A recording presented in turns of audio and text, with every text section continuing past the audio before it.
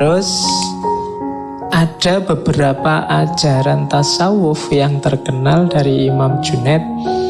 Yang pertama tauhid, yang kedua fana. Tauhid ini kita sudah ngerti ya. Tauhid itu apa? Yang jelas kuncinya tauhid memisahkan yang bakok dan yang fana. Itu tauhid, menegaskan bahwa kita ini makhluk yang fana,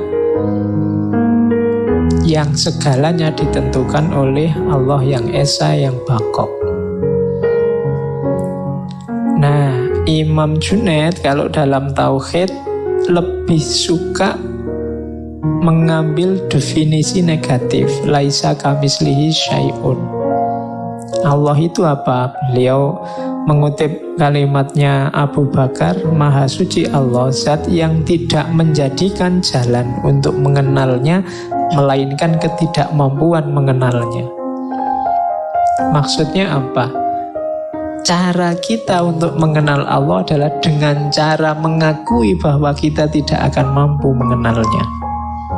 Itu kalimat filosofis ini.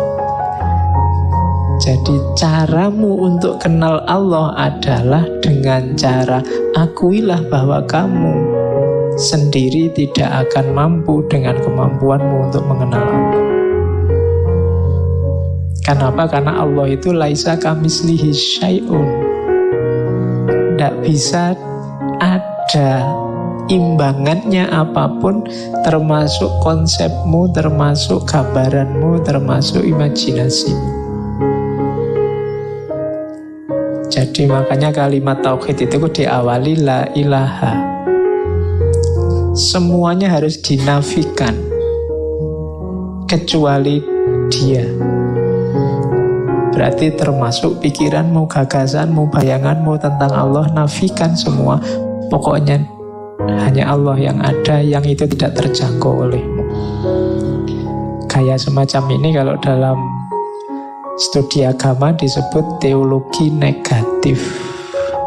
Jadi menegaskan sesuatu justru dengan cara menegasikan.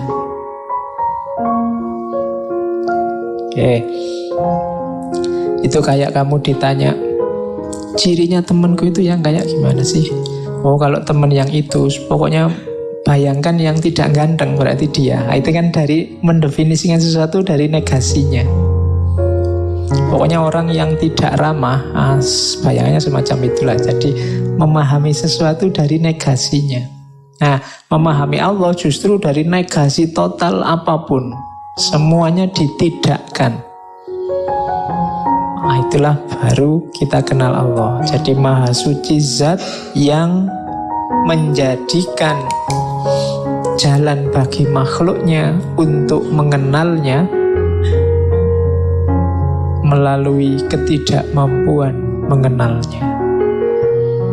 Oke. Jadi mudahnya itu. Kenapa sih dasarnya harus tauhid? Karena kita sendiri yang berjanji dulu. Itu di surat Al-A'raf itu kan, wa id akhadha rabbuka mim bani adama min zuhurihim dzurriyyatuhum wa asyhaduhum dan seterusnya. Jadi ini kan dulu sebelum kita lahir, ini bagi yang belajar neoplatonisme, ada yang menafsirkan risalahnya Junaid ini ketika menggambarkan misak. Nah, misak itu perjanjian. Dulu kita sebelum ada di dunia ini ada satu alam, ada satu dunia, sebut saja dunia roh, yang di situ kita masih belum kayak gini. Masih dalam bentuk, kalau di risalah Junaid disebut di situ pertemuan antara yang hak dengan yang hak. Hak besar Allah dengan hak kecil manusia. Manusia dalam bentuk yang paling murni, paling sejati. Sebelum nanti masuk ke jasad, kemudian jadi kayak kalian, terus karena banyak sekali hijab, terus tidak karu-karuan pikiranmu, gaya hidupmu, dosamu akeh macam-macam. Yang hak, yang sejati tadi akhirnya samar-samar. Tapi kalau kita teliti serius masuk ke dalam, kita ketemu hak yang sejati tadi. Dulu sebenarnya kita berjanji sudah ketika hak dan hak tadi bertemu, terus Allah tanya, bukankah aku ini Tuhanmu? Bala syahidna. Betul, kami saksinya. Jadi ini dulu kita sudah ditanya, apakah engkau mengakui bahwa aku ini Tuhanmu? Bala syahidna. Nah ini yang oleh Imam Junaid disebut misak. Kita dulu sudah janji, sudah menegaskan ini. Maka cerita hidup kita di dunia sebenarnya apa? Cerita mewujudkan perjanjian ini. Jadi kita hidup ini sebenarnya memenuhi janji untuk bersaksi bahwa hanya Allah satu-satunya Tuhan. Ini namanya misak. Berarti kalau kita hidup keluar dari jalannya Allah, hidup menjauh dari Allah, kita sedang mengkhianati janji kita sendiri. Maka jangan sampai jalan hidup kita itu cerita pengkhianatan. Ceritanya harus cerita persaksian. Sebagaimana dulu kita sudah bersaksi, bala syahidna. Jadi ini ajaran tauhid, teorinya namanya teori misak. Nanti yang tertarik bikin skripsi atau tesis tentang Junaid boleh mengangkat teori misak menurut Junaid al-Baghdadi. Nah, tauhid kalau menurut Imam Junaid ada 4 level. Imam Junaid itu salah satu yang juga diikuti oleh Imam Ghazali. Ini baunya kan kayak ketika Imam Ghazali membagi ada awam, khawas, khawasul khawas, dan seterusnya. Imam Junaid lebih dulu membagi ini. Tauhid itu ada tauhidnya orang awam, ada tauhidnya orang alim, ada tauhidnya orang khawas dan khawasul khawas. Kalau orang awam itu ya kayak kita, kayak kalian kalau saya tanya tauhid itu apa? Tauhid itu mengesahkan Allah, bersaksi bahwa satu-satunya Tuhan hanya Allah. Berarti awam, biasa itu. Katanya Imam Junaid ada satu cirinya orang awam biasanya apa? Dia masih takut dan berharap dalam hidupnya terhadap hal lain selain Allah, di luar dirinya. Masih takut orang lain, masih takut atasan, masih takut kekuatan lain, masih takut. Pokoknya masih banyak ketakutan-ketakutan, masih banyak harapan-harapan terhadap hal-hal di luar dirinya. Itu biasanya orang awam. Ada naik kelas tauhidul alim, orang alim, orang yang sudah punya ilmu. Orang yang sudah punya ilmu ini selain bersaksi seperti tadi, dia juga bertakwa. Bertakwa itu menjalankan perintahnya, menjauhi larangannya. Yang tadi di atas tidak ada. Orang awam itu biasanya misah-misah. Oh ini tauhid, kalau ini fikih, kalau ini tasawuf, kan gitu. Seolah-olah tauhid itu tidak nyambung sama syariat, tidak nyambung sama hakikat. Kalau orang alim ngerti bahwa 3 ini saling nyambung, maka ada lanjutannya. Yakin pada Allah juga bertakwa. Tapi masih punya harapan dan ketakutan. Cuma harapan dan ketakutan ini pada dirinya sendiri. Kalau tadi kan pada di luar dirinya. Kalau orang level alim, harapan dan ketakutannya pada dirinya sendiri.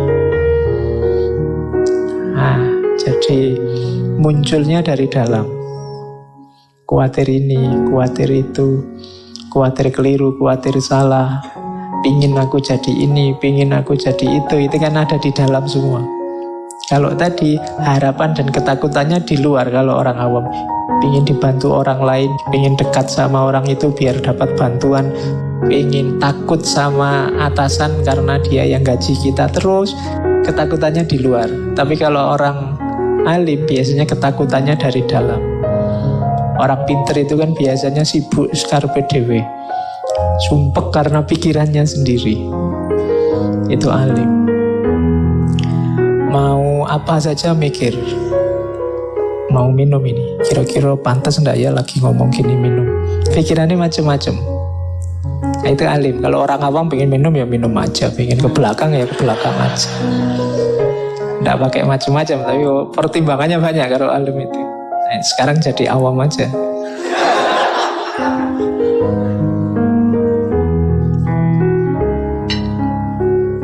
Nah, terus ada lagi satu level lebih tinggi. Level lebih tinggi ini sebagaimana tauhidnya orang awam, orang alim, tapi sekarang harapan dan ketakutan itu hanya Allah sandarannya. Jadi kalau alim tadi kan harapan dan ketakutannya ada dalam dirinya. Kalau khawas itu sudah khauf dan rojaknya Allah. Itu orang khawas. Ada lagi lebih tinggi dari khawasul khawas, harapan dan ketakutannya sudah tidak ada lagi, satu-satunya yang ada hanya Allahnya. Kenapa? Dirinya sendiri sudah ditepikan. Orang khawasul khawas itu sudah tidak mempertimbangkan dirinya.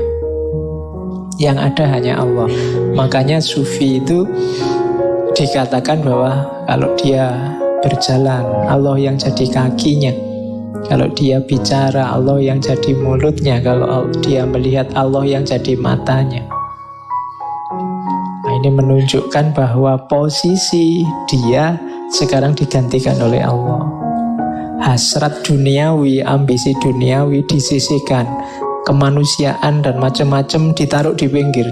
Disisihkan bukan dibuang, ditaruh di pinggir. Yang di tengah hanya Allah. Makan, minum, pangkat, jabatan, semua yang dunia itu di pinggir. Yang di tengah hanya Allah. Makan, waktunya makan, ya makan secukupnya saja untuk memenuhi kebutuhan menghidupkan Allah dalam dirinya. Dunia juga begitu, diambil secukupnya saja, sebutuhnya saja. Dia sudah di pinggir. Oke, itu level-levelnya tauhid.